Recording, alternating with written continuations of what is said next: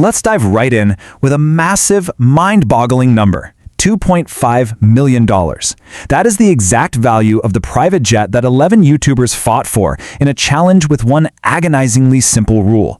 Just keep your hand on the plane.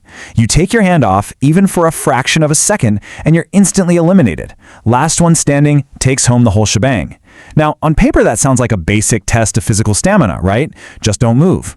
But as we start to really peel back the layers of this whole event, we're going to see it was actually so much more than that. I mean, just look at this quote. It perfectly captures the absolute absurdity of the situation. These people are standing inches from the ultimate symbol of luxury, yet they are openly bargaining away their own dignity. They are literally ready to abandon basic human functioning to win this thing. Before the challenge even really settles in, you see these participants completely stripping away their normal boundaries. So, welcome to our explainer. Today, we're going to dive deep and unpack exactly how the human mind reacts when subjected to meticulously designed stress, constant temptation, and shifting rules. As you'll see, what looks like a straightforward physical endurance challenge actually transforms into this fascinating, multi-layered psychological experiment.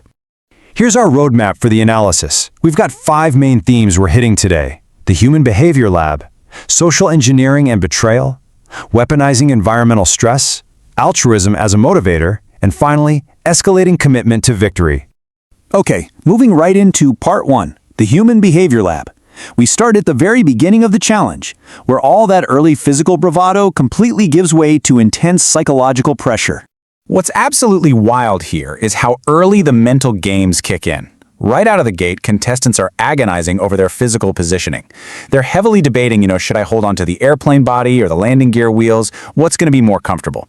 But here's the thing, they're just seeking an illusion of control. Before actual exhaustion even sets in, their brains are frantically trying to mathematically solve an unsolvable problem of long-term comfort, all while their arms are already starting to go numb. That brings us to our second theme, social engineering and betrayal.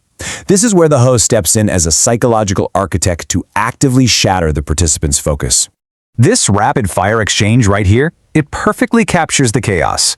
The host casually strolls up and offers one of the contestants, Chunks, a $10,000 credit card just to walk away. Chunks takes the deal.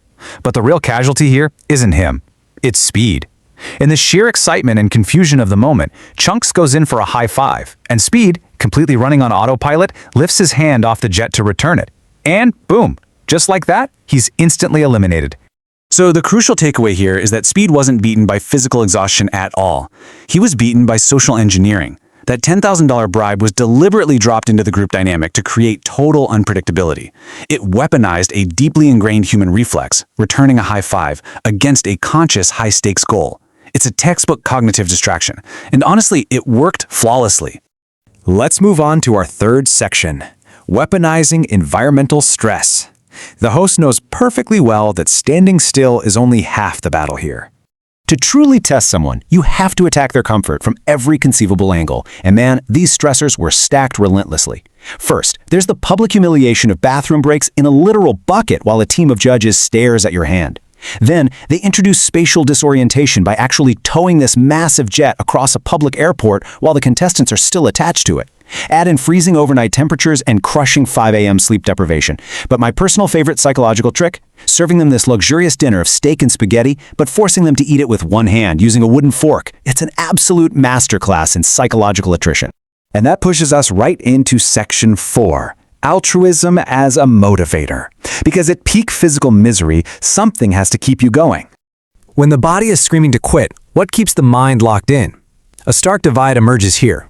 Earlier in the game, the contestants driven by personal gain were pretty easily swayed by instant gratification, like Will, who took a $20,000 buyout literally just so he could go to sleep.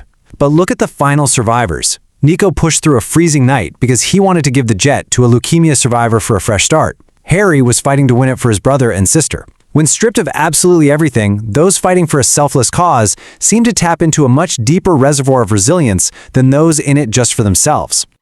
Entering our final phase, Section 5, escalating commitment to victory. This is where the psychological concept of sunk cost is fully weaponized. The host systematically tightens the noose as time goes on. Back in hour 1, full hands were allowed anywhere on the jet. Easy enough, but by mid-game, red tape restricts the playable surface area. Then, they throw in a high-stakes coin flip, injecting pure blind chance into an endurance game. And finally, the climax, forcing these completely exhausted survivors to maintain contact with only a single index finger. Each one of these steps aggressively narrows their physical margins and strips away their agency. Colix's elimination comes down to a brutal 50-50 coin toss. Later, just to make things quote-unquote fair, George is forced to rip off the tape he was using to stabilize his hand. Then, they're forced to stand facing a single, highly awkward direction. By removing their choices and making their physical stance incredibly painful, the tension gets dialed up to an almost unbearable level.